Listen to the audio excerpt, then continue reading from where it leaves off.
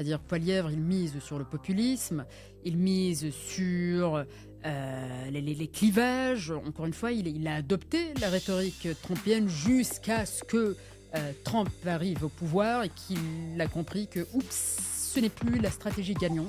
D'autant plus qu'on a un Mark Carney qui a été nommé à 90% par les militants libéraux. Et là maintenant on voit dans les intentions de vote, ils sont presque ex aequo, les conservateurs et les libéraux. Donc il y a une nouvelle stratégie que Poilievre a déjà commencé à déployer, qui, je dirais, est beaucoup plus modérée et qui s'inscrit plus dans l'élan patriotique que l'on vit actuellement. Donc, comment juger le style rhétorique jusqu'à maintenant de Poilievre et comment doit-il l'ajuster pour lui permettre de rester en avant dans les sondages et peut-être former une majorité ou du moins une minorité lors des prochaines élections avec le Parti conservateur? Alors c'est très intéressant avec Poilievre parce qu'il y a un avant Poilievre et un après Poilievre. Avant Poilievre, il misait beaucoup sur des slogans percutants. Poilievre, avant Trump, oui, mais il y a un avant et un après, effectivement. Oui.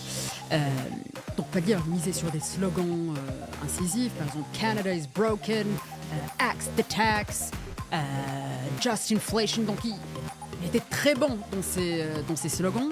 Maintenant, voilà, il a compris qu'il devait incarner ce patriotisme canadien.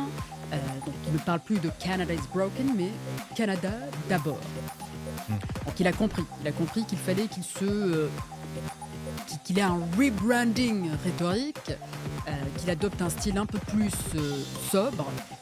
Et pour gagner, bien entendu, voilà, il fait face à un candidat rassurant, Mark Carney. Il fait face à un candidat expérimenté. Je vais mobiliser un autre élément rhétorique que l'on appelle l'éthos.